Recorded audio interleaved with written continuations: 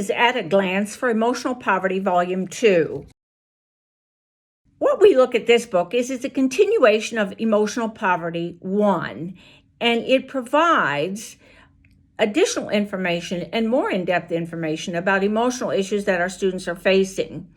Chapter 1 of this book looks at the limbic center, the amygdala, and looks how the amygdala works with the autonomic nervous system to produce what are called quote-unquote body tells, how we know what's happening in your body and the distress signals that your body gives out. This borrows from the research of FBI on how you watch people's bodies. And bodies give a distress signal, and then they'll immediately give a pacifying signal to try and calm the body down. The second chapter is about the prefrontal cortex, and it looks at ADHD, controlling impulsivity, and it looks at anxiety that comes from the amygdala and anxiety that comes from the prefrontal cortex. Two different sources, two different solutions. And one of the things about ADHD is that the understanding is it's a chemical imbalance, but actually it can be more than that. It can also be because a student is in the wrong brainwave pattern. They're in theta as opposed to beta. And the second thing is it can be related to head injuries. And what that means as we begin to look at how we serve this population better. And this looks at the research, particularly from Daniel Amen. Chapter 3, I wish I'd have had when I taught high school. It looks at adolescent brain development. What we know is that 95% of your brain is basically structured by the time you're 6. But when you go through puberty and all the chemical changes that occur in your body and brain, the brain restructures itself. Now it's working with pruning, myelination, etc., but it's also dealing with two basic things it has to have as an adult. One is understanding its sexual self, and the second is understanding social context, social cognition, social dominance, perspective taking.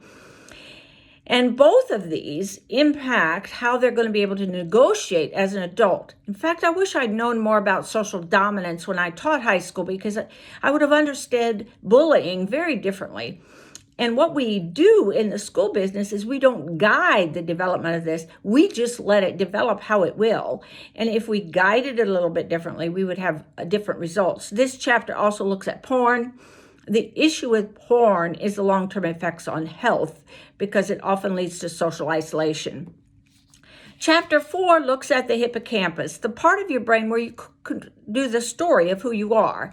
And we know that people won't engage in behaviors that conflict with the story that they carry.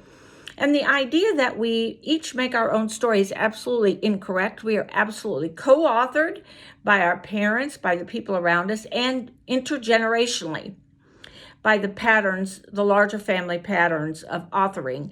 And there's a concept of a toxic co-author and how you begin to address that as well. Chapter 5 looks at adult stress, but it looks at it in a very different way. It looks at it from a physiology point of view. What we know point blank is that your autonomic nervous system controls about 99.9% of your body's reaction. In addition to that, we have in our brain something called mirror neurons. People believe that one of the reasons we have them is so young children can learn to imitate the behaviors of adults, but they also lead to empathy, sadness, happiness. Somebody's happy, you tend to be happier, etc. And they also lead to secondary stress distress and syndrome. In other words, if you're around somebody who's sad and in distress, it impacts you as well. This chapter also looks at epigenetics, the ability of the environment to change DNA and RNA, and what that means as we understand ourselves and our stress levels. And then the last chapter is about parenting. I would argue for you that parenting is probably the most emotional activity any human being engages in. And we are not only, is it emotional, but we are co-authored and intergenerationally parented. If you have children, I'll bet you money that your parents gave you advice on how to raise those children. And if you have grandchildren, you probably gave advice to them. One of the things we know is that people either parent the way they were parented or in reaction to the way they were parented. but it is emotional activity. And in the school business, we treat it as if it's this cognitive, rational activity. It's not. And so this chapter looks at better tools and better strategies to approach implicit bias. It looks at invitational language, tools that you can use to better deal with your parents. As I said earlier, it's a continuation of Emotional Poverty 1.